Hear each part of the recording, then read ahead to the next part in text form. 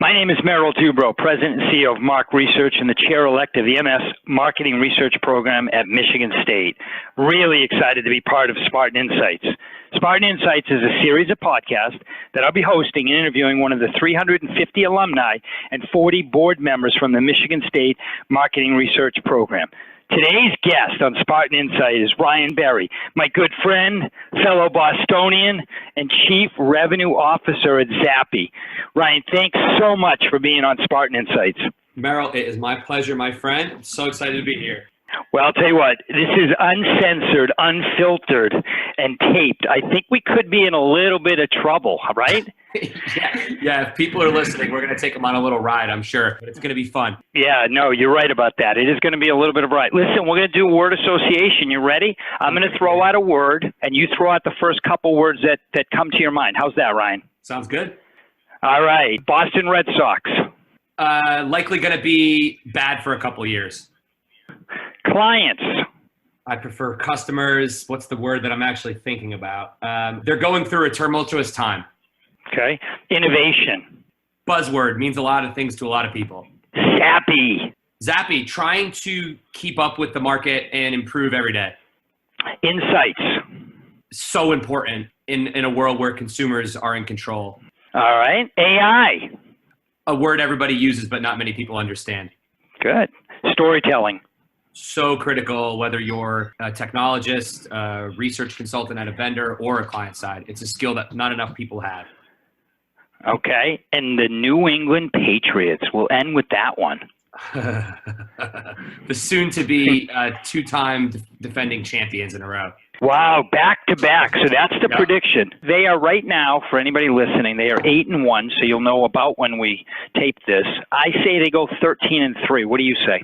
You know, it's funny. That is what I think, too. And I had them losing to Baltimore at the beginning of the season. So 13-3. They're in the AFC Championship game.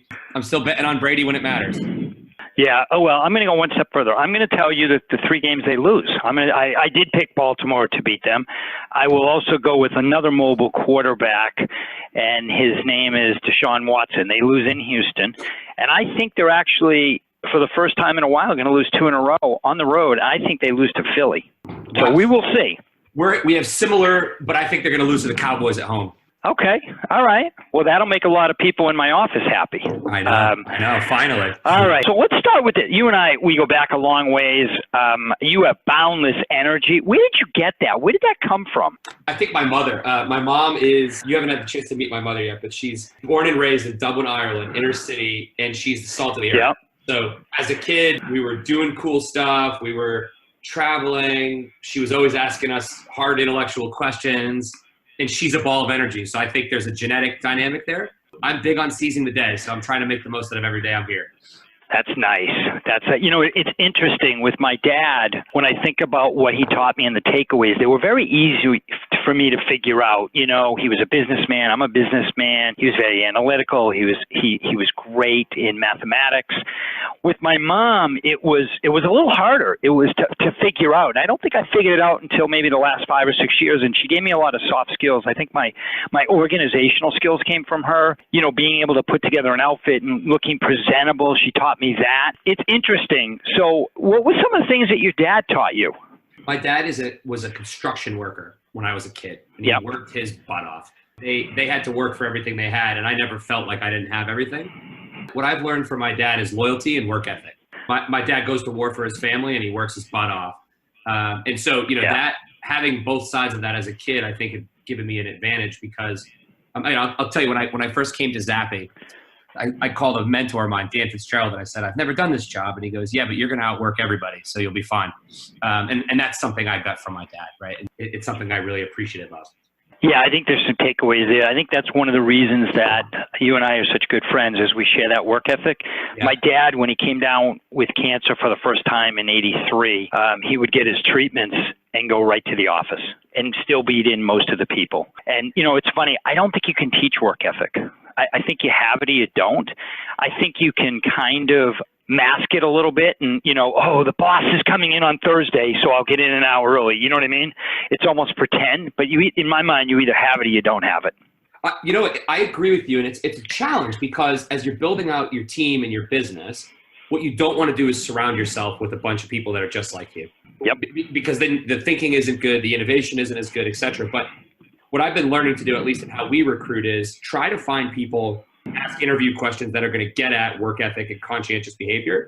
And I found that you can get people that care and work their butts off without hiring a bunch of type A sales guys and gals. So I think that is a balance, because you can't teach people to care. They sort of have to have that in their own gut, you know? Right. Exactly. For those of you who are listening and haven't seen Ryan on stage, Ryan, how would you describe your presentation style? I only present about topics I know about and and am passionate about. So if I'm presenting at a conference, I'll usually have something I think is important for the audience to hear. I care about leadership. I care about this industry. I've been making my living in this industry my whole career, and I intend to keep it that way. And so a lot of times I'm impassioned, sometimes pissed off.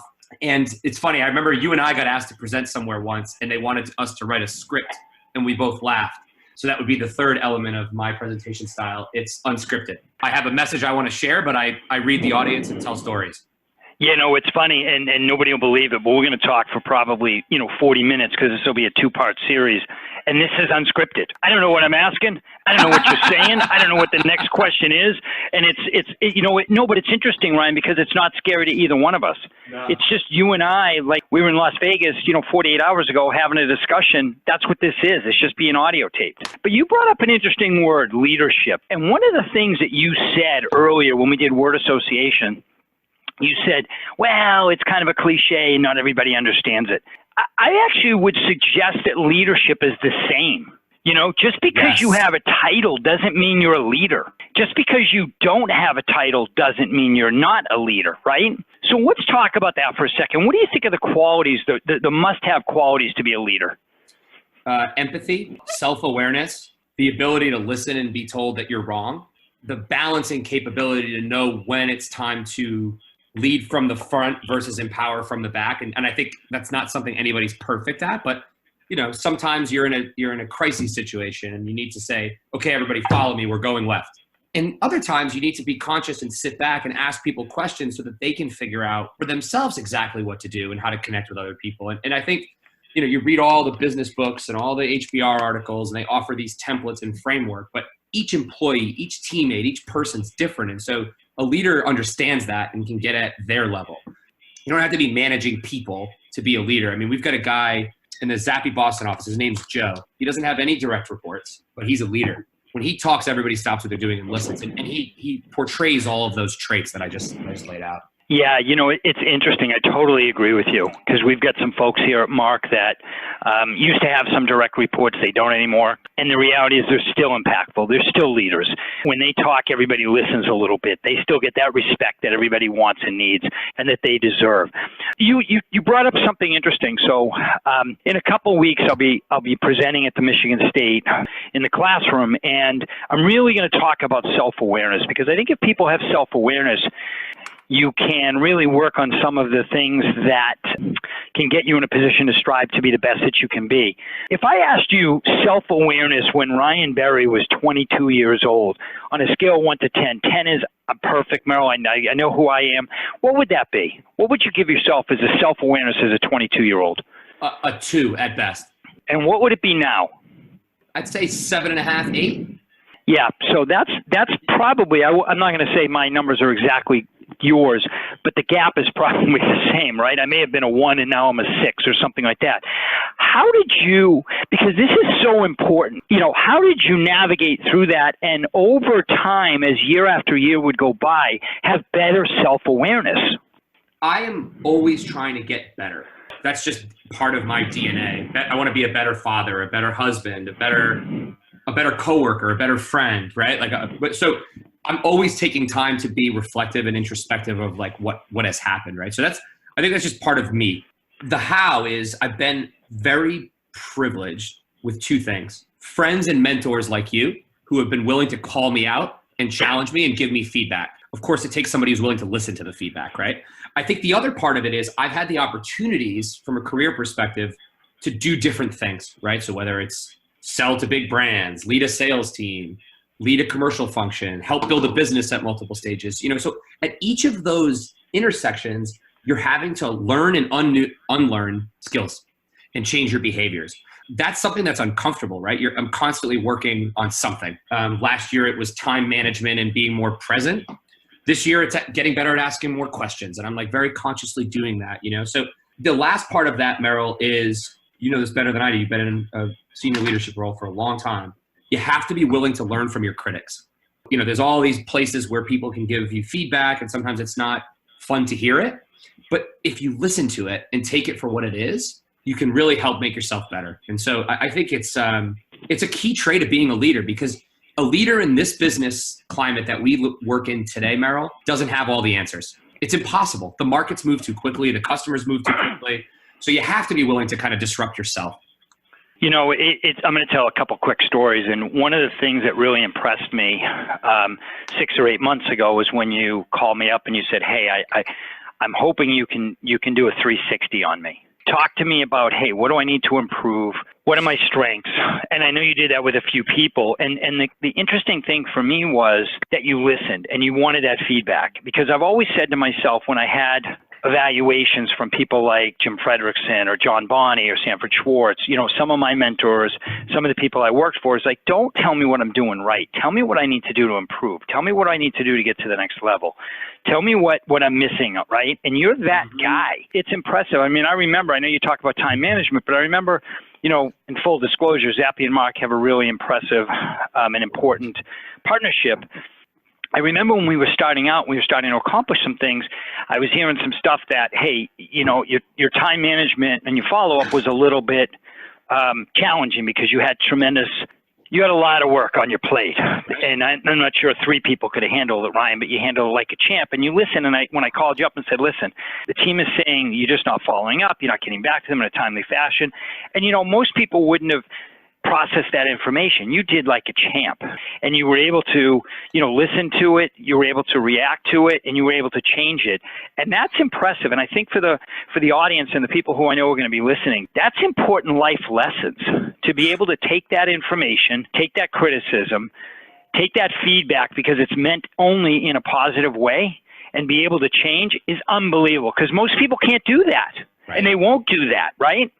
You know, it's funny. So, I've just added this to jobs. When we're hiring now, I've added this to all the job specs.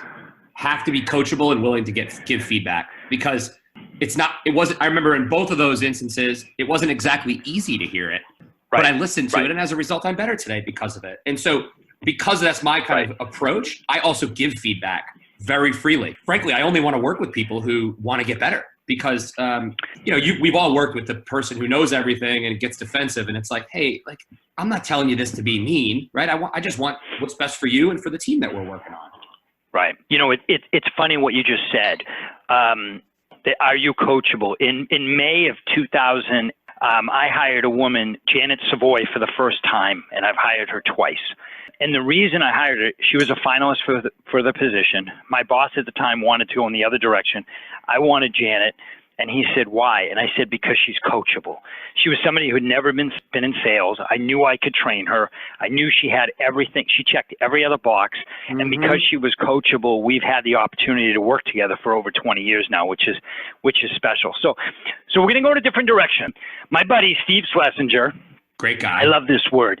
He thinks, yeah, he is a special, amazing human being, and really loves the insights industry, and has really delivered and taken his company. I mean, he's a deal maker. It's amazing, Ryan, because he's able to see things that others can't, and he's able to integrate companies and bolt them onto his brand without a step. And it's special, because we did that at Harris Interactive, and we had trouble all over the place. But he has a word called provocative. And I love that word. We've chaired the CEO Summit for 14 years, and that word is always something that we want in terms of presenters, provocative. So let's get a little provocative for a minute, okay? All right, baby, I'm in. Let's do it. Take a deep breath from Ryan Barry to the world. What bothers you about the insights industry? I'll tell you what annoys me about both sides of the industry. Vendors act like vendors, not partners, right? So they don't want to be called vendors, but they act like it. They build things because they think they're cool. They throw buzzwords on them, and they don't make sure that they're actually helping corporate insights people do their jobs better. Corporate insights people. Well, before we get to that, yes. What percentage fall into that category, Ryan? Too many, Merrill. I just got back from Vegas. I was at the market research event, and I walked around the trade show booth, and I went to a lot of the, the presentations. There's just a lot of me, why I'm better. If I'm a corporate insights person working at Unilever or Pepsi or whatever, I don't care about that. I care about how you're going to help me sell more deodorant, how you're going to help me get promoted, how you're going to help me be more connected. And so I think the marketing research industry has a marketing problem, and it isn't like, go sell more stuff. It's like, are we as companies aware of how we actually help the companies we aspire to do business with solve problems and grow? That's where they're being pointed, right? They're being pointed at being more storytellers, being more integrated with the growth conversations, connecting data and representing the voice of the consumer. And I'll come on to my rant about corporate insights people if you're ready for it. Or do you want to? No, I'm ready for it. We want to hear it. We need to hear it. I want you on that wall. I need you on that wall. Let me tell you something about Michigan State and why I'm involved in Michigan State. They're teaching corporate insights people how to be modern, right? So I go out there. Mike Brereton's become now a really good friend of mine. I go out there once a quarter, and I never share a lot about Zappi, although Mike keeps telling me I need to do more. But I share a perspective about the industry. And what I love about what the MSU program is doing is it's preparing people with both sides of the industry, the technical, grounded fundamentals of how to do stuff right, but then the ability to make sense of it in a world where you can do an advanced piece of analytics with a button click now. So now what are you bringing to the table, insights people, right? And so I think the corporate insights community has got to get comfortable being uncomfortable and using tools and technology to their advantage. I remember I got into insights about 12 years ago, and a lot of corporate insights people were kind of procurement managers. There's a lot of great things that are being done in this space on both sides, but it's being applied around the fringes, right? So I think my rant about corporate insights is they let themselves work in way too many silos. They're experimenting around the fringes, but not really making the systemic changes we need to take advantage of the opportunity we have in front of us. And I think that's partly on us as a vendor community because we're doing a bad job of connecting. I was at the conference this week, right? And I had 5 or 6 different vendors who I will remain unnamed tell me about their client. And I'm sitting there, I'm like, your client? They work with 50 other vendors. How about we get together and integrate and add value together, knowing that there's no such thing as a one-size-fits-all market research provider. I know in the early days that was the case, right, Merrill? But it's changed now. There's specialization. There's a need to integrate so that all the learnings can come together. I'll get off my soapbox now because now you're getting me fired up. No, I want you fired up. This audience wants you fired up, seriously, because I think it's important. Your passion comes from the right place, Ryan. And look, there's a lot of things that, we wish we could change within the insights industry, right? To me, I wish there was less associations. I wish there was associations that were merged. I think CRO and the MRA getting together was great. That's a nice step. ... What took so long? What took so long? But they're also broken, right? Like these organizations are pay-to-play models.